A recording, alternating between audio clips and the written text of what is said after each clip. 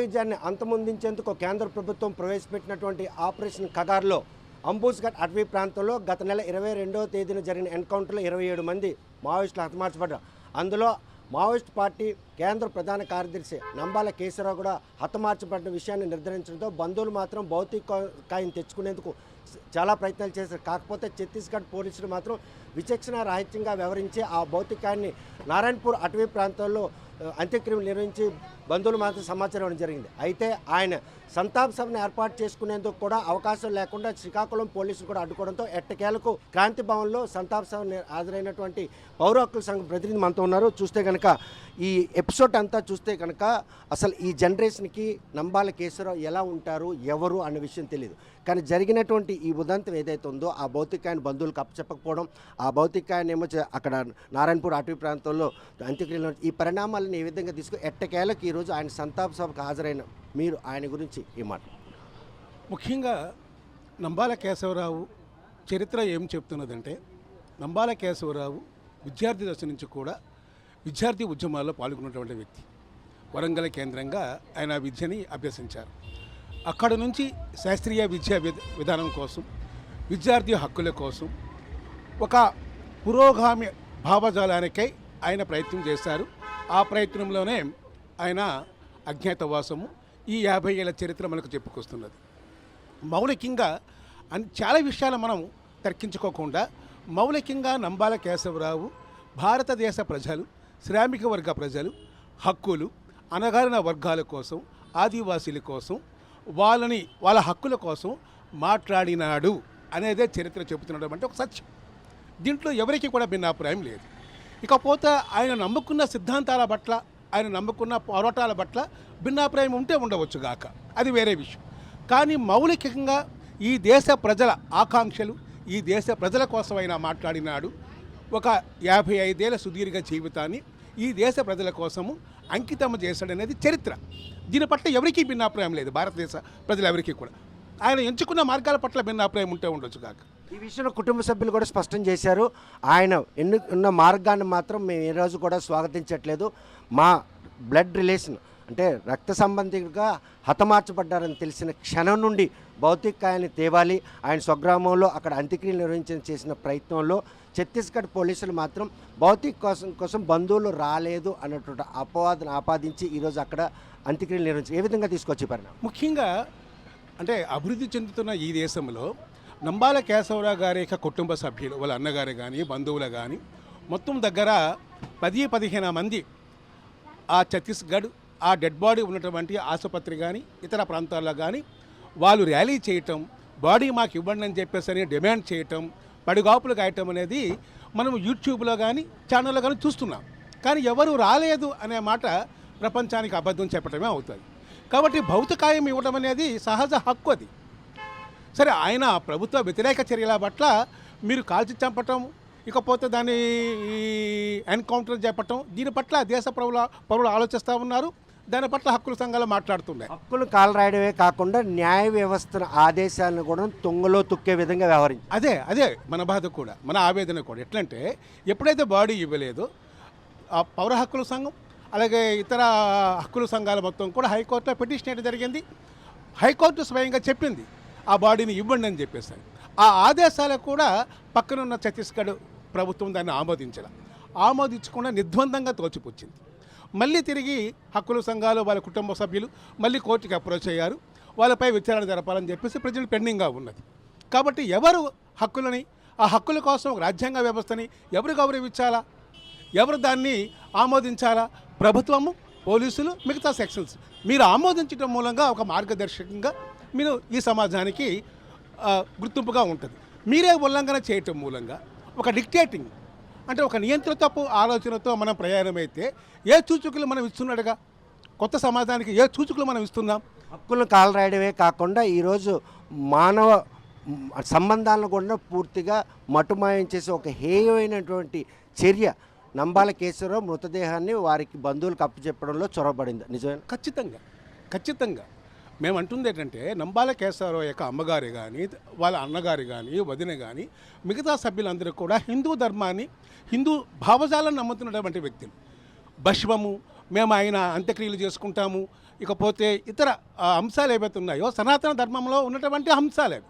కాబట్టి ఆ సనాతన ధర్మ వారసులుగాను హిందూ ధర్మ పరిరక్షలుగా చెప్పుకున్నటువంటి నేటి పాలకులు కానీ ఎందుకు దాన్ని మీరు పాటించట్లేదు? వాళ్ళు చాలా స్పష్టంగా చెప్తున్నారు. నంబాల కేశవరావు చాలా ఉన్నతమైన మనిషి, ఆయన బాల్యం నుంచి మేము చూస్తున్నాము. ఆయన సిద్ధాంతాల పట్ల మాకు స్పష్టత లేదు, మాకు తెలియదు కూడా. మేము సిద్ధాంతాలు ఆమోదించట్ల. కానీ మా రక్త సంబంధం, మా బిడ్డ, మా మరిది, మా తమ్ముడు అంటే మానవీయ సంబంధాలను కూడా విధ్వంసం చేసే ప్రయత్నం ఎవరు చేస్తున్నట్టుగా సమాజానికి ఏం మెసేజ్ ఇచ్చారు? భారత పౌరులందరూ కూడా చితాభస్మం ఎప్పుడైతే కుటుంబ సభ్యులకు అప్పజెప్పలేదు, దాని పట్ల భిన్నాభిప్రాయం ఉన్నది, ఆవేదన కూడా వ్యక్తం చేస్తున్నారు. చివర చూపులు చూసుకునే అవకాశం లేకుండా తన తమ్ముడిని, తన కొడుకుని అంత్యక్రియలు చేసుకునే అవకాశం కూడా ఇవ్వలేదే ఈ పాలకులు అనే దగ్గర వాళ్ళ ఆవేదన చెందుతున్నారు. ఈ పరిణామం అంతా కూడాను కేశవరావు అన్న వ్యక్తి చాలామందికి తెలియజేసేటటువంటి దీనికి దారి తీసింది అనుకోవచ్చు. ఖచ్చితంగా ఇప్పుడు కేశవరావు ఆయన అంటే ఉద్యమ చరిత్ర, ఆయన విద్యార్థి దశ ఇవన్నీ కూడా నాకైతే ఏమి కూడా తెలవవు. కానీ ఇప్పుడు నేను ఎవరు ఈయన వాళ్ళు వదిన గారు చాలా స్పష్టంగా చెప్పుకొచ్చారు. మా పిల్లలు ఏమంటున్నారంటే చిన్నానంటే మాకెవరో తెలియదమ్మా, కానీ ఇప్పుడు చరిత్రలో మేము చదువుకున్న పుస్తకాలు ఒక అల్లూరు సీతారామరాజు, ఒక భగత్ సింగ్ను ఎట్లయితే ఆనాడు బ్రిటిష్ ప్రభుత్వము చంపిందో, వాళ్ళ బాడీస్ కూడా ఇవ్వలేదు, అట్లా మా చిన్నాన్న కూడా చేసినారే అని ఒక చదువుకున్న పిల్లలు వాళ్ళనే ప్రభావితం చేసిందంటే మాలాంటి వాళ్ళకి కూడా ఖచ్చితంగా ప్రభావితం చేస్తుంది. కాబట్టి మేమంటుంది ఏంటంటే డెమోక్రసీ ప్రజాస్వామిక వ్యవస్థలో కోర్టుల్లో జీవించే హక్కున్నది, ఆ జీవించే హక్కును కాలు రాసే హక్కు ఎవరికీ లేదు.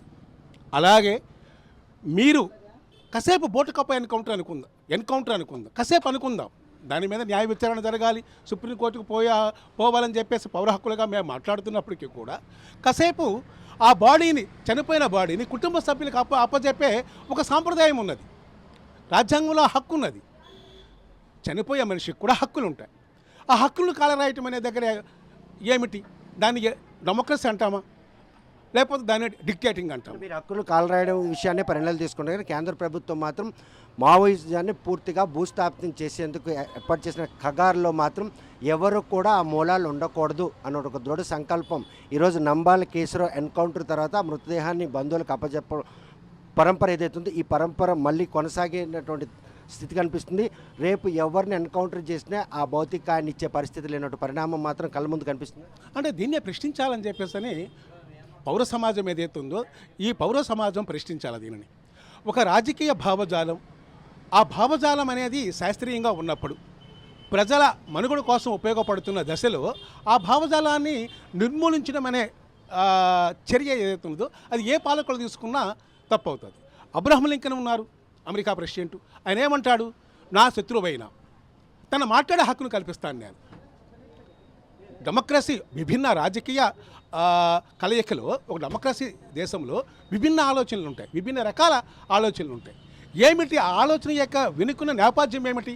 అది ప్రజల పక్షాన ఉన్నదా లేకపోతే వ్యక్తుల పక్షాన ఉన్నది అనేది ఒక డిమార్కేషన్ చేసుకోవాలి. కాబట్టి మనము ఏదైతే నిర్మూలన అని చెప్పేసి ఆలోచన ఉన్నదో అది ప్రజాస్వామిక దేశంలో అది తప్పుడు విధానం. ఆ భావజాలాన్ని, వాళ్ళు చేస్తున్న డిమాండ్స్ని, వాళ్ళు ఏదైతే ఆకాంక్షిస్తున్నారో ఆ ఆకాంక్ష వెనుకున్నటువంటి ప్రజల నేపథ్యంగా, ప్రజల కేంద్రంగా ఉన్నదా లేదా అనేదే ప్రశ్న. ప్రజల కేంద్రంగా లేకుండా ప్రజలని విధ్వంసం చేసే కుట్ర ఉందనుకో ఖచ్చితంగా దాన్ని మనం వ్యతిరేకిద్దాం. కాబట్టి మేమంటుంది ఏంటంటే కమ్యూనిస్టు భావజాలము, మార్క్సిజాన్ని, విభిన్న రకాల అంబేద్కరిజాలని, ఇట్లా అనేక ఇజాలు ఉన్నాయి ఈ దేశంలో. కాబట్టి వాటికి స్వేచ్ఛనివ్వాలి. అది తప్పనుకుంటే ప్రజలే వాటిని తిరస్కరిస్తారు. మీరు చర్య అవసరంలా, ప్రజలే తిరస్కరిస్తారు. అట్లా ఉండాలి తప్ప ప్రజాస్వామిక వ్యవస్థలో నువ్వు ఏకపక్షంగానే నా మనోవాదానికి, నా సనాతన ధర్మానికి భౌతికవాదులు, హేతువాదులు, అంబేద్కర్ వాదులు వ్యతిరేకులు కాబట్టి మనం లేకుండా చేస్తానంటే ఎట్లా? నా హక్కులు నువ్వు వరించినట్టే కదా. అది పౌర హక్కుల సంఘం ఫీల్ అవుతున్నది. ఈ రెండో అంశం ఏంటంటే ఒక డెమోక్రసీ, శాంతి చర్చలు అనేవి వాళ్ళు ప్రతిపాదన చేస్తున్నారు. ఆ ప్రతిపాదనను ఆమోదించాలి కదా.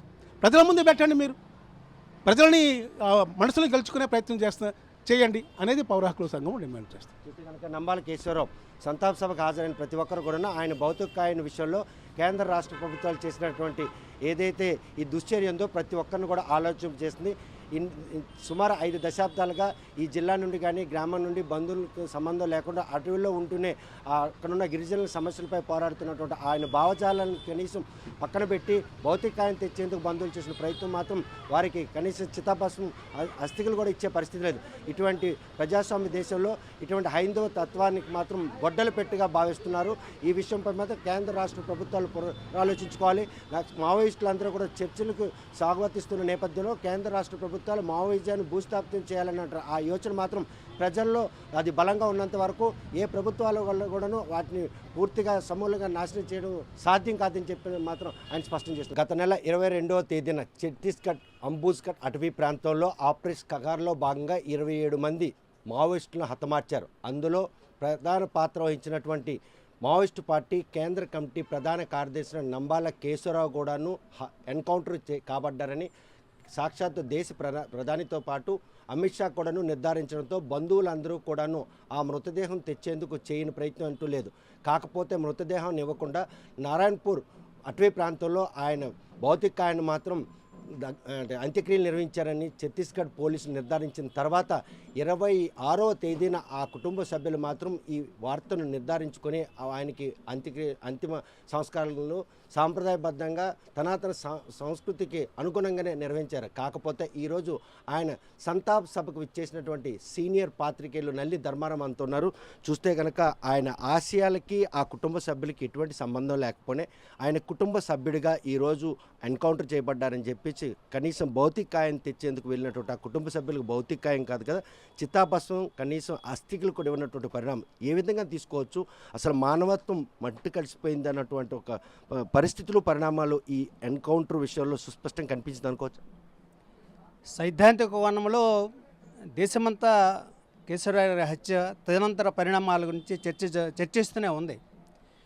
మనం ఆ సిద్ధాంతాలని కాసేపు పక్కకు పెట్టి మానవులుగా మానవీయ కోణంలో ఒక్కసారి మనం ఆలోచిస్తే ఈ ప్రభుత్వం సనాతనవాదానికి ప్రతినిధిలా చెప్పుకుంటుంది. ఎన్డీఏ ప్రభుత్వంలో భాగస్వాములు ఉన్న పార్టీలు కూడా సనాతనవాదం గురించి మాట్లాడుతున్నాయి. సనాతనవాదం అంటే హిందూ సంప్రదాయం సంస్కృతి అని అర్థం. వాళ్ళనుకున్నా ఎవరనుకున్నా అదే అర్థం. ఆ సంప్రదాయంలో చనిపోయిన మనిషి భౌతిక కాయాన్ని దహనం చేసి ఆ అస్థికలను భస్మాన్ని పవిత్ర గంగాజలాల్లో కలపడం, నిమజ్జనం చేయడం, లేకపోతే మల్లాంటి జిల్లాలో శ్రీకూర్మంలో అస్థికలు నిమజ్జనం చేయడం అనేది ఈ సనాతన సంప్రదాయ భాగంలో జరుగుతుంది. కానీ శవాన్ని ఇచ్చే విధానం ఒకప్పుడు ఉన్నా సరే శవం ఇచ్చిన ఆ శవం నుంచి స్ఫూర్తి పొందుతారేమోనన్న భయంతో శవం ఇవ్వలేదు సరికదా, అక్కడే దగ్ధం చేశారు. మంచిదే, కొన్ని కనీసం పిడికిడి చితాభస్మం ఇవ్వండి, మేము సనాతన సంప్రదాయం ప్రకారం హిందూ సంప్రదాయం ప్రకారం ఆయన పుట్టిన ఊరికి తీసుకెళ్ళి మేము నిమజ్జనం చేసుకొని పూజలు చేసుకొని పెద్ద కర్మ చేసుకుంటామని కుటుంబ సభ్యులు బతిమాలినా కూడా దానికి కూడా వాళ్ళు పోలీసులు అంగీకరించలేదు. ఎందుకు అంతగా వాళ్ళ కఠినంగా వ్యవహరించాల్సి వచ్చింది? కేంద్ర రాష్ట్ర ప్రభుత్వాలు నంబాల కేశవరావు భౌతిక ఇచ్చిన విషయంలో మళ్ళీ ఆ ఊరు కనుక వస్తే ఆయన భావాలు ఏమైనా కూడా నేటి తరానికి వాటి తాలూగా ఆ భావాలు కనెక్ట్ అవుతున్న ఒక భయం వారిని వెంటాడింది అనుకోవచ్చు.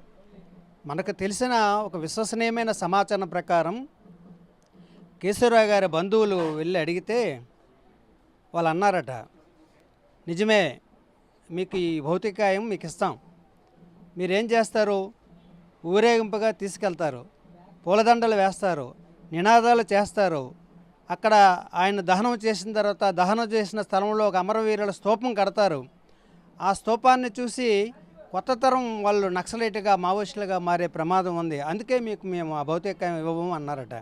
అంటే అటువంటి త్యాగధనుడి శరీరం కూడా మృతదేహం కూడా ఈ సమాజానికి స్ఫూర్తినిస్తుంది అని పాలకవర్గం పరోక్షంగా చెప్పినట్టయింది. ఇది ఎలా అనిపిస్తుందంటే బ్రిటిష్ వాళ్ళు వీళ్ళకన్నా నయం అనిపిస్తుంది. బ్రిటిష్ పరిపాలనలో 1917లో అల్లూరు సీతారామరాజును పట్టుకొని ఆ రంప అడవుల్లో కాల్చేసి ఆ బ్రిటిష్ పోలీసులే దహనం చేసి పిడికిడి బుగ్గి తీసుకెళ్ళి వరాహ నదిలో కలిపారు. దీనికన్నా నంబాల కేశవరావు విషయంలో మన స్వదేశీ పోలీసులు అనుసరించిన విధానం కన్నా వాళ్ళు చాలా మెరుగ్గా ఉన్నారనే మనం అనుకోవచ్చు. అలాగే జలియన్ వాలాబాగ్ దురంతం తర్వాత దాని కారకుడైన డయ్యర్ని లండన్ వెళ్ళి చంపాడు ఉద్దమ్ సింగ్ అనే ఒక పంజాబీ యోధుడు. ఆ ఉద్దమ్ సింగ్ చితాభస్మాన్ని కూడా ఆయన కాల్చేసినా సరే ఆ బ్రిటిష్ ప్రభుత్వం ఆయన చితాభస్మాన్ని భారతదేశం ఆయన బంధువులకు ఇచ్చింది. ఈరోజు కూడా ఆ జలియన్ వాలాబాగ్లో ఆయన చితాభస్మం ఉన్న ఒక కొండ కనిపిస్తుంది మనకి. అంటే ఇక్కడ కూడా మెరుగ్గా బ్రిటిష్ ప్రభుత్వం ప్రవర్తించింది అని అనుకోవాలి. ఆ తర్వాత సర్దార్ భగత్ సింగ్ సుఖదేవ్ రాజ్గురిని ఉరితీసిన తర్వాత 1936లో ఆ మృతదేహాలను చీనాబ్ నదిలో విడిచిపెట్టారు. పోనీ సగం ఖాళీకాలిన దేహాలైనా ఏమైనా వాళ్ళు ఒక గంగలో వదిలేశారు. ఈ హిందూ మతంతో ఏమాత్రం సంబంధం లేని హిందూ మత భావజాలం లేని బ్రిటిష్ పరిపాలకులు చేసిన పనిని కూడా ఆ భావజాలానికి ఆ మతానికి ప్రాతినిధులం మేమే రక్షకులం అనుకున్న వాళ్ళు ఇవ్వకపోవడం ఎంత అన్యాయం. ఇది మానవీయ కోణంలో ప్రతి భారతీయుడు సిద్ధాంతాలకు అతీతంగా ఆలోచించిన అంశం. ఒక్క విషయం, కేశవరావు గారు వదిన ఆ కుటుంబం ఎవరికి ఈ సిద్ధాంతాలదే కానీ కేశవరావు గారి భావజాలతో సంబంధం లేదు. ఆమె ఒక మాట చెప్పింది, గొప్ప మాట చెప్పింది. ఆనాడు బ్రిటిష్ వాళ్ళు కాల్చేసి చితాభస్మం బంధువులకు ఇవ్వలేదు. అల్లూరి సీతారామరాజు, భగత్ సింగ్ కూడా అలా చేశారు. ఈరోజు మా మరిది కేశవరావు కూడా భగత్ సింగ్, అల్లూరి సీతారామరాజుల సరసన నిలబడగల గొప్ప యోధుడు, త్యాగధనుడని ఈ ప్రభుత్వమే పరోక్షంగా ప్రకటించినట్టు అయింది. అందుకు మేము సంతోషిస్తున్నాం అన్నది. నిజంగా నంబాల కేశవరావు ప్రాణం అనేది ఎప్పటికైనా పోక తప్పదు. వీరమరణం, వీర స్వర్గాలు ఉండవు. వీర స్వర్గం అనేది ఒక ప్రజల హృదయాల్లో ఉంటుంది. కేశవరావు అటువంటి యోధులకు సరిసమానమైన యోధుడిగా ఈరోజు చరిత్రలో నిలుస్తాడు. ప్రజల హృదయాన్ని అప్పటికే గెలిచాడు, శాశ్వతంగా నిలుస్తాడని నేను భావిస్తున్నాను. చూస్తే కనుక ప్రశ్న ఆ మృతదేహం కోసం బంధువులు ఎటువంటి ప్రయత్నం చేయలేదన్నటువంటి నిందను ఆపాదించి ఆ భౌతిక కాయాన్ని ఏమొచ్చి అంత్యక్రియలు నిర్వహించారు ఛత్తీస్గఢ్ పోలీసులు. ఆ బంధువులు చేసినటువంటి ప్రయత్నంలో రాజకీయ ప్రమేయం కూడా భౌతిక కాయం బంధువులకు ఇవ్వకుండా ఆటంకంగా నిలవడం వెనక అంటే శవాలపై కూడా రాజకీయం చేసే పరిణామం చిక్కోలు జిల్లాలో కొత్త సంస్కృతి దిశగా నడుస్తుంది అనుకోవచ్చు. శవం కోసం ప్రయత్నాలు చేసిన విషయం అందరికీ తెలిసిందే. హైకోర్టుకు వెళ్ళారు వాళ్ళు, మాకు భౌతికం అప్పచెప్పండి అని. వాళ్ళు హైకోర్టుని ఆశ్రయించినప్పుడు వాళ్ళు ఏమి ప్రయత్నం చేయలేదని అనడం అనేది సరికాదు. కాకపోతే అక్కడ ఎవరు ఈ శవాలకు సంబంధించి మాకు అప్పగించండి చెప్పడానికి అడగడానికి ఎవరు రాలేదని వాళ్ళని ఆల్రెడీ బంధువులు అక్కడ స్టేషన్లో జగదల్పూర్ స్టేషన్లోనూ ఈ స్టేషన్లన్నీ తిరుగుతున్నప్పుడు కూడా వాళ్ళు ఆ రకంగా ప్రకటించి వాళ్ళు లీగల్గా వాళ్ళు దొరకకుండా ప్రకటించి కాల్చడం జరిగింది. ఇది ఇక ఇందులో రాజకీయం. మీరు ఎందుకు వెళ్ళారో అక్కడికి అని మన జిల్లాకు చెందిన అచ్చెన్నాయుడు గారు మంత్రి ఆయన అనడం అది చాలా అన్యాయం. ఎందుకు ఏ శక్తులు ప్రేరేపిస్తాయన్న మాట అన్నాడో తెలియదు.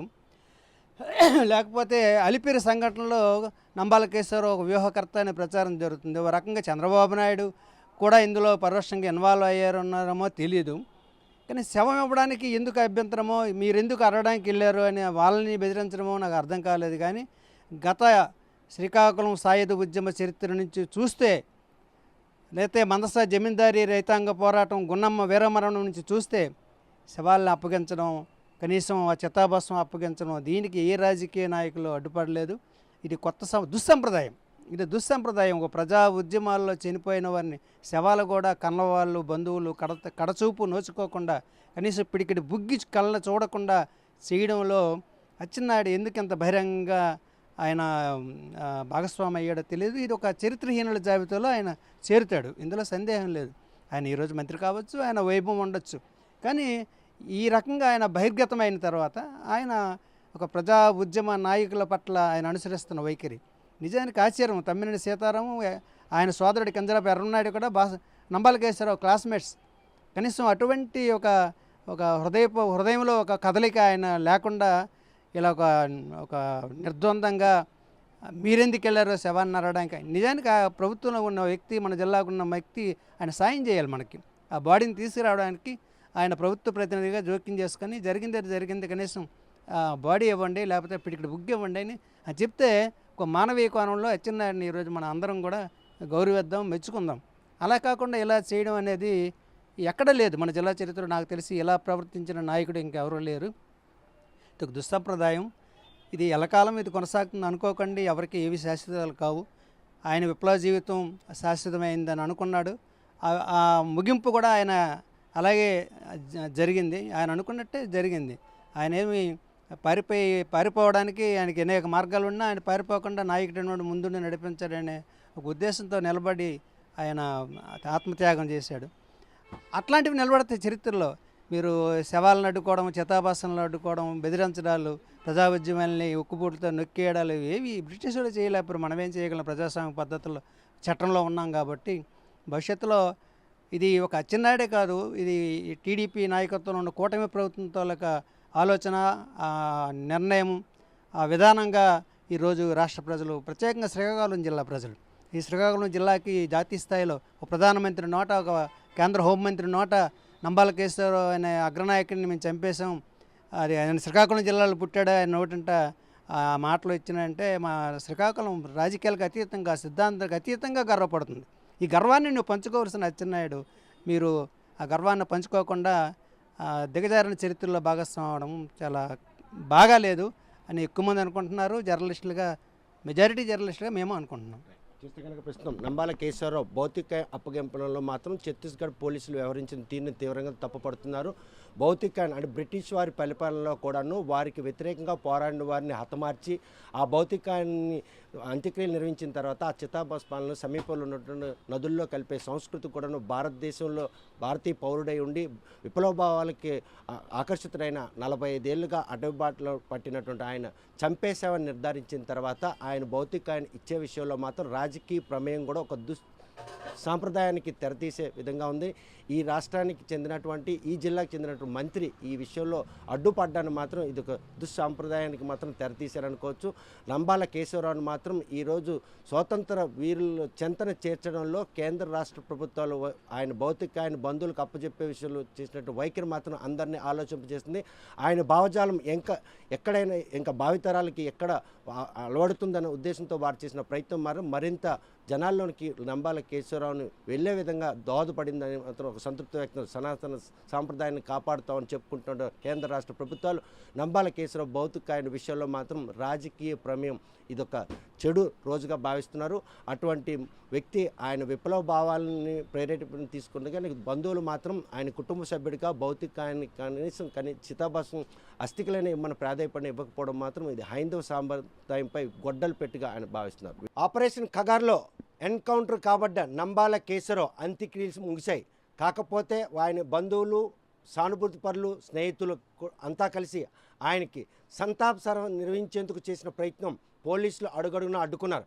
ఎట్టకేలకు క్రాంతి భవన్ వేదికగా జరుగుతున్నటువంటి సంతాప సభకు ఇచ్చేసినటువంటి ఆయన అభిమాని, సానుభూతి పరులైనటువంటి గాయని మనతో ఉన్నారు. చూస్తే కనుక నంబాల కేశవరావు ఈరోజు ఆ మృతదేహాన్ని కూడాను బంధువులకి ఇవ్వనటువంటి పరిణామం, ఎక్కడో అడవి పోరాటంలో అడవిలోనే అంతమొచ్చే పరిస్థితి. ఈ పరిణామం ఏ విధంగా తీసుకోవాలి? ఈరోజు శ్రీకాకుళం జిల్లాలో శ్రీకాకుళం వాసి నంబాల కేశవరావు గారికి హతమార్చారు. ఆయనతో పాటు ఆపరేషన్ కంగారు పేరుతో అనేక మందిని హతమార్చిన ఈరోజు ఆయన వర్ధంతి సభను మేము ఇక్కడ శ్రీకాకుళం జిల్లా నడివడ్డులో క్రాంతి భవనంలో అనేక మంది వామపక్ష పార్టీలు ఏకమై ఈరోజు ఆ సభని జయప్రదం చేయడానికి ఇక్కడ పూనుకొని ఆ సభ జయప్రదం జరుగుతుంది. గతంలో కూడా బొడ్డపాడులో ఆ సభను నిర్వహించేందుకు చేసినటువంటి ప్రయత్నంలో పోలీసులు భగ్నం కలిగించారు. ఈరోజు ఈ సభకు ఎటువంటి ఆటంకాలు లేకుండా సభ సాగుతుందా? ఈరోజు ఆటంకాలు లేకుండా సభ జరుపుకోగలుగుతున్నాం. మరి గతంలో అతను సంతాప సభ కదా, హిందువులుగా ఆయన ఉండకపోయినా వాళ్ళ కుటుంబమైన హిందూ సాంప్రదాయ ప్రకారం ఆయన అంత్యక్రియల తరువాత ఆయన బూడిదివ్వకపోయినా ఆయన్ని తలుసుకొని ఈరోజు శ్రీకాకుళం జిల్లాలో ఆయన సభని ఆయన మరి వర్ధంతి సభ జరుపుకుంటామంటే కనీసం కుటుంబ సభ్యులకు కూడా ఒక దొంగలలా, రౌడీల్లా ఈరోజు వాళ్ళని ఆధార్ కార్డులు, రేషన్ కార్డులు అవి చూసి కుటుంబ సభ్యులను కూడా వాళ్ళ గృహాలకు పంపించే పోలీసు బందోబస్తు పెట్టి ఈరోజు చేస్తుంది ఈ ప్రభుత్వం. ఇంత దుర్మార్గమైన ప్రభుత్వానికి ఈ రోజు వరకు కూడా ఏ పార్టీలు కూడా చేయనిది, ఏ వామపక్షాలు కూడా చవిచూడండి. ఎందుకంటే అనేక మార్లు ఎన్కౌంటర్లు జరిగాయి. ఎదురుకార్పుల పేరిట, మావోయిస్టుల పేరిట, నక్సలిజం పేరిట హతమార్చాలని చెప్పి అనేక మార్లు ఎన్కౌంటర్లు చేసినా కూడా ఆ శవాన్నైనా తెచ్చుకొని బంధుమిత్రుల సంఘాలు వెళ్ళి తీసుకొచ్చి ఈరోజు శ్రీకాకుళం నడిబొడ్డులో అనేకమైన సందర్భాల్లో వాళ్ళు స్తూపాలు కట్టుకొని చేయడం జరిగింది.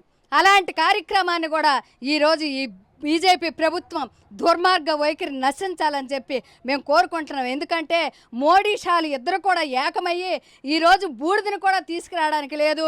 మేము 2026 మార్చి నాటికల్లా మేము ఎక్కడైతే మావోయిస్ట్ పుట్టిందో మావోయిస్టుని మేము అంతం చేస్తాం, నక్సలిజాన్ని అంతం చేస్తాం అని చెప్పుకున్న ఈ ప్రభుత్వాలు మావోయిజాన్ని, నక్సలిజాన్ని, ఎర్ర జెండాని అంతం చేయడానికి వీళ్ళకి కాదు కదా, వీళ్ళకు పుట్టించేవాడు కూడా చేయలేడని చెప్పి నేను నంబాల కేసురావు వారసురాలుగా చెప్పుకోగలుగుతున్నాం ఈరోజు. ఈ సందర్భంగా ఆయన ఎంచుకున్నటువంటి ఆ విప్లవ భావాలకు అనుకున్నటువంటి ఒక పాట. ఈరోజు శ్రీకాకుళంలో అనేక మంది అమరులయ్యారు. శ్రీకాకుళం వైపు ఎంతోమంది ప్రపంచ దేశాలు చూస్తున్నారు. ఎందుకంటే శ్రీకాకుళమురా వీర శ్రీకాకుళమురా, వీర యోధులనే కన్నగడ్డ శ్రీకాకుళం రా, శ్రీకాకుళమురా వీర శ్రీకాకుళం రా, వీర యోధులనే కన్నగడ్డ శ్రీకాకుళం రా, శ్రీకాకుళమురా. గిరులు తరులు సంపదలతో నిండయుండెరా, గిరులు తరులు సంపదలతో నిండయుండెరా, వంశధార నాగావళి వన్నెదచ్చరా, శ్రీకాకుళమురా వీర శ్రీకాకుళం రా, వీర యోధులనే కన్నగడ్డ శ్రీకాకుళం రా, శ్రీకాకుళమురా. అదిగదిగా అటు చూడు అదేనంట ఉద్దానం, అదిగదిగా అటు చూడు అదేనంట ఉద్దానం, ఉద్దానము కాదురా ఉద్యమాల వనం రా, శ్రీకాకుళమురా వీర శ్రీకాకుళం రా, వీర యోధులనే కన్నగడ్డ శ్రీకాకుళం రా, శ్రీకాకుళమురా. ఈరోజు శ్రీకాకుళంలో అనేకమైన పోరాట యోధులు పార్టీని స్థాపించి నక్సల్ బరి నుండి శ్రీకాకుళం పోరాటం నుంచి గోదావరి లోయ వరకు కూడా అనేకమైన పోరాటాలు చేసిన పట్టిమలో శ్రీకాకుళం రక్తం అడుగులున్నాయి, శ్రీకాకుళం వాసన ఉన్నది, శ్రీకాకుళం వారసులు ఉన్నారు. ఆ వారసత్వానికి మేము కూడా ఉంటామని చెప్పి కోరుకుంటూ ఈ అవకాశం ఇచ్చిన ఇక్కడ నాయకత్వానికి, ఇక్కడ జరుగుతున్న ఇక్కడ సంతాప సభ జరిపించిన హాల్ ఇచ్చిన వాళ్ళందరికీ కూడా మేము శ్రీకాకుళం తరపు నుంచి, శ్రీకాకుళం మహిళా సంఘం నుంచి నేను ధన్యవాదాలు తెలియజేసుకుంటాను. చూస్తే కదా నంబాల కేశవరావు కనీసం అంతిమ సంస్కారాల్లో పాల్గొలేనటువంటి పరిణామాలు చోటు చేసుకుని ఆయన భౌతికాయాన్ని బంధువులకు ఇవ్వకపోవడంతో బంధువులు మాత్రం ఆ భౌతికాయాన్ని అంత్యక్రియలు నిర్వహించామని ఛత్తీస్గఢ్ పోలీసులు చెప్పిన తర్వాత హిందూ సాంప్రదాయబద్ధంగా ఈరోజు అంత్యక్రియల కార్యక్రమం నిర్వహించిన అనంతరం ఈరోజు బంధుమిత్రులు అదేవిధంగా మావోయిస్టులకు సంబంధించిన వామపక్షాలన్నీ కూడాను నిర్వహిస్తున్నటువంటి సంతాప సభ నిర్వహణకు పోలీసులు కూడా ఆటంకం తెలగపోవడంతో మాత్రం కామ్రేడ్ నంబాల కేశవరావుకు మాత్రం ఘనంగా నిలవాలు అర్పించే అవకాశం కలిగిందని ఒక సంతృప్తి వ్యక్తం చేశారు. చిక్కోలు ఖ్యాతిని దేశానికే చాటినటువంటి అటువంటి కామ్రేడ్ నంబాల కేశవరావు భౌతికాయంతో రాజకీయం ఆడినటువంటి ఈ కేంద్ర రాష్ట్ర ప్రభుత్వాల వైఖరి మాత్రం భవిష్యత్తులో ఎండగడతామని ఆమె స్పష్టం చేస్తున్నారు. మావోయిస్ట్ పార్టీ కేంద్ర ప్రధాన కార్యదర్శి నంబాల కేశవరావు ఎన్కౌంటర్ కాబడ్డారన్న విషయం తెలిసిన వెంటనే ఆయన్ని భౌతికాన్ని చివరి చూపులు చూడాలన్నటువంటి ఆయన అభిమానులు, సానుభూతిపరులు, వామపక్షాలంతా కూడాను ఆ అదృష్ట భాగ్యానికి నోచుకోలేని పరిస్థితిని ఛత్తీస్గఢ్ పోలీసులు మాత్రం ఆ భౌతికాయాన్ని నారాయణపూర్ అటవీ ప్రాంతంలోనూ అంత్యక్రియలు నిర్వహించారని తెలిసిన తర్వాత కనీసం ఆ గ్రామానికి వెళ్ళి వారి బంధువులు పరామర్శిద్దామన్న కూడా పోలీసులు గ్రామ సరిహద్దుల్లో కట్టడి చేశారు. కాకపోతే ఆయన అంత్యక్రియ ప్రక్రియ పూర్తయిన తర్వాత ఈరోజు సంతాప సభని వామపక్షాల నేతృత్వంలో క్రాంతి భవన్లో నిర్వహించినటువంటి సంతాప సభకు హాజరుపడిన వాళ్ళందరూ కూడాను ఆయనకు ఘనంగా నిల్వాళులు అర్పించి ఆయన ఏ ప్రజల కోసం పోరాటం చేసి 50 ఏళ్లుగా ప్రజాక్షేత్రం విడిచి అడవి బాట పడి అడవిలోనే అంతమయ్యారు. ఆయనకి చివరి చూపులు చూడలేకపోయిన మదనపాటును మిగిల్చిన వారు మాత్రం ఆయనకి ఘనంగా నివాళులు అర్పించే అదృష్ట భాగ్యాన్ని కలిగజేసినాం. ప్రస్తుతం ఈ విషయంపై మనతో మాట్లాడడానికి ఈ CPIML న్యూ డెమోక్రసీ పార్టీ రాష్ట్ర గౌరవ అధ్యక్షులు పి ప్రసాద్ మనతో ఉన్నారు. చూస్తే కనుక ఈరోజు కనీసం సంతాప సభ నిర్వహించుకున్న ఒక సంతృప్తి మాత్రమే కేశవరావు మిగిలింది అన్నటువంటి ఒక సంతోషాన్ని వ్యక్తం చేస్తారు. ఇది 18 రోజులకి కేశవరావు సొంత జిల్లాలో అధికారికంగా బహిరంగంగా జరిగిన మొదటి కార్యక్రమం. ఆంతరంగికంగా 4 గోడల మధ్యన కమిటీల సమావేశాల్లో సంతాపాలు జరుగుతాయి, కానీ ఇది మొదటిది. అంటే ఈ జిల్లాలో ఉన్నటువంటి మంత్రులు, ప్రభుత్వ ప్రతినిధులు ఈ జిల్లాలో జరగకుండా అడ్డుకున్న తీరుకి అది నిదర్శనంగా భావిస్తున్నాం. ఎక్కడో బంగ్లాదేశ్లో, చైనాలో, టర్కీలో, ఇతర దేశాల్లో సంస్మరణ సభలు జరిగిన, భారతదేశంలోని కొన్ని మెట్రోపాలిటన్ సిటీల్లో జరిగిన, అసలు సొంత జిల్లా అయిన శ్రీకాకుళంలో జరగకుండా అడ్డుకున్నటువంటి దుష్ట చరిత్ర ఈ ప్రభుత్వానికి దక్కుతుందని మేము అభిప్రాయపడుతున్నాం. దాన్ని ఇన్ని రోజుల తర్వాతనైనా 18 రోజులకి ఈ రోజున శ్రీకాకుళంలో మొదటి బహిరంగ కార్యక్రమం జయప్రదం చేసుకున్నాం. దీనికి మొత్తం వామపక్ష పార్టీలు, ప్రజాస్వామిక సంస్థలు అన్నిటి యొక్క భాగస్వామ్యం ఉంది. ఎన్నడూ రాని ఐక్యతతో ఇవాళ జరుపుకోగలిగాం. కనుక కేశవరావుని హత్య చేసినప్పుడు ఏ ఆనందాన్ని ఫాసిస్ట్ శక్తులు పొందినాయో ఆ ఆనందాన్ని మేము మిగిల్చాం. మేమంతా సమైక్యంగా ఉండి, నువ్వు మాలోని ఒక పార్టీ నాయకుడిని చంపితే మేమంతా ఐక్యంగా ఉంటామని చెప్పి ఒక సమైక్య శపథం చేసిన రోజుగా మేము భావిస్తున్నాం. చూస్తే పోరాటాలు పొలిటికల్ చెప్పుకున్న చిక్కోలు జిల్లాలో ఒక కామ్రేడ్కి జరిగినటువంటి ఈ దుశ్చర్యని ఏ విధంగా ఖండించాలి, అంటే భవిష్యత్తులో ఆయన గురించి మరింత కథలుగా చెప్పుకున్నటువంటి ఒక దుశ్చర్య ఆయన భౌతిక కార్యం విషయంలో జరిగింది అనడంలో ఎటువంటి అతిశక్తి లేదా? అవును, శ్రీకాకుళానికి ఒక మంచి చరిత్ర ఉంది. 56 సంవత్సరాల క్రితమే ఇక్కడ ఒక పెద్ద విప్లవ పోరాటం జరిగి అఖిల భారత కమ్యూనిస్టు ఉద్యమంలో కూడా ఒక చరిత్రాత్మకమైన స్థానాన్ని పొందినటువంటి జిల్లా శ్రీకాకుళం జిల్లా. అలాంటి శ్రీకాకుళం జిల్లా నుంచి వెళ్ళిన ఒకనాడు ఒక విద్యార్థి ఇవాళ మావోయిస్టు పార్టీకి, అఖిల భారత పార్టీకి కేంద్ర కమిటీ కార్యదర్శి కావడం అంటే ఈ జిల్లా ప్రజలకు కూడా గర్వకారణం. ఈ జిల్లా ప్రజలు తమ అవసరాల కోసం, పనుల కోసం పాలక పార్టీలు, ప్రతిపక్షాల వెనక తిరిగినా విప్లవం పట్ల వారికి వ్యతిరేకత లేదు, సానుభూతి ఉంది, మానసికమైన సానుభూతి ఉంది. ఆ సానుభూతి ఎప్పుడైనా భౌతిక శక్తిగా ఎక్కడ మారుతుందో అనే భయం పాలక వర్గాలకు ఉంది. అందుకనే మావోయిస్టు నాయకుడైనటువంటి కేశవరావు యొక్క మృతదేహాన్ని ఇక్కడ ఇవ్వకుండా, పైగా బూడిద అస్థికలు కూడా ఇవ్వకుండా, పైగా హిందూ సాంప్రదాయం ప్రకారం జరిపే పెద్ద కర్మను కూడా జరగకుండా ఆంక్షలు విధించిందంటే మోడీ, అమిత్ షా ప్రభుత్వం, వాళ్ళకి బాసటగా ఉన్నటువంటి ఛత్తీస్గఢ్, ఆంధ్రప్రదేశ్ ప్రభుత్వాలు ఎంత భయానికి గురవుతున్నాయో అర్థం చేస్తుంది. అది అభద్రతకి, భయానికి నిదర్శనంగా మేము భావిస్తున్నాం. హైందూ తత్వానికి తాము అండగా ఉంటాం, సనాతన ధర్మాన్ని కాపాడుతున్న రాష్ట్రాల్లోనూ అదేవిధంగా దేశంలోనూ మతాన్ని ప్రోత్సహించుకొస్తున్న ప్రధాన తీరు ఈరోజు కేశవరావు గనక భౌతికాయం గ్రామస్తులు బంధువులకు ఇచ్చినట్టయితే ఆయన తాలూగా భావజాలాలు మళ్ళీ ఈ నేటి తరంకి ఎక్కడ అంటుతాయన్న ఒక భయం ఈరోజు కేశవరావు ఎవరు అన్నటువంటి ఆలోచింపచేసే ఒక ప్రక్రియకి బీజం పడింది అనుకోవచ్చు. బాబ్రీ మసీదుని కూల్చి అయోధ్య రాముడికి రామమందిరం కట్టి మేం మాత్రమే హిందువుల పక్షపాతులం, మేం మైనార్టీలకు వ్యతిరేకం, హిందువులకి నిజమైన 100% పక్షపాతులమని చెప్పేవాళ్ళు ఆ హిందూ ధర్మాల పట్ల, ఆ హిందూ మత ఆచారాల పట్ల, ఆ హిందూ మతం ప్రకారం పెద్ద కర్మ జరుపుకునే కర్మ సిద్ధాంతం మీద వాళ్ళకి ఏమాత్రమైన నిజంగా ప్రేమ ఉంటే ఇవాళ మావోయిస్టు పార్టీ నాయకుడిని కర్మ సిద్ధాంతం ప్రకారం ఆ కుటుంబ సభ్యులు జరుపుకుంటామంటే అనుమతి ఇవ్వాలి. ఎందుకంటే విశ్వమానవుడిగా మారినటువంటి మావోయిస్టు నాయకుడు కేశవరావుని ఒక కర్మ సిద్ధాంత పరిధిలో జరిపితే అది ప్రభుత్వం రాజకీయంగా, సాంస్కృతికంగా ప్రచారం చేసుకోవచ్చు. ఏవయా ఇంట్లో ఉట్టికెక్కలేనమ్మ స్వర్గానికి ఎక్కింది, ఆయన ఇంట్లో కమ్యూనిస్టులు ఉండరు, ఆయన ఇంట్లో ఆయన డెడ్ బాడీని తెచ్చుకొని హిందూ ధర్మం ప్రకారం చేస్తారు. ఆయన ఎంత ఎదిగితేముంది, అక్కడ ఏం జరిగింది అని చెప్పి రేపు ప్రచారం చేసుకోవచ్చు హిందూ మత సంస్థలు. అయినా దాన్ని కూడా ఎందుకు ఒప్పుకోలేదంటే ఆ హిందూ ధర్మం ప్రకారం చేసుకున్నా కూడా వాటి వెనక ఈ శ్రీకాకుళం జిల్లా ప్రజల్లో ఉన్నటువంటి మానసిక అభిమానం, విప్లవాభిమానం అదొక వెల్లువగా ఎక్కడ మారుతుందో, వేల మంది ఆ డెడ్ బాడీని చూడటానికి మృతదేహం దగ్గరికి ఎలా వెల్లువగా వస్తారో, ఆ తర్వాత అక్కడ స్మారక స్తూపాలు వెలుస్తాయో, అదొక స్మారక మందిరంగా మారి భవిష్యత్తులో ఎప్పుడూ కూడా స్మారక సభలుగా జరిగి అది విప్లవోద్యమానికి ఊపునిస్తుందో అనే భయంతో వాళ్ళ హిందూ మత ఆచారాల ప్రకారం కూడా జరగనివ్వలేదు. ఇవాళ ఏమైంది? జీఎన్నపేట కమ్యూనిస్టు గ్రామం కాదు, జీఎన్నపేటలో ఉన్న వాళ్ళ కుటుంబ సభ్యులు కమ్యూనిస్టులు కాదు, వామపక్షవాదులు కాదు, కనీసం లౌకిక ప్రజాస్వామిక ఉద్యమకారులు కూడా కాదు, సాధారణమైన హిందూ ధర్మ కుటుంబాలు వాళ్ళు సైతం మా కుటుంబాన్ని రాజ్యం బాహ్య ప్రపంచం నుంచి వేరు చేసింది అని ప్రకటించారంటే అది ఫాసిస్టు ప్రభుత్వానికి ఒక సవాల్ లాంటిది, ఎక్కిరింపు లాంటిది.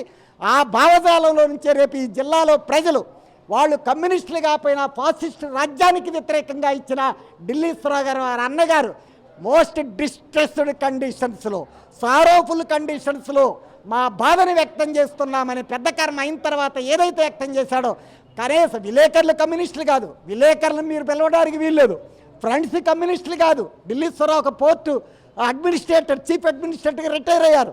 ఆయనకు వందల వేల మంది ఫ్రెండ్స్ ఉంటారు.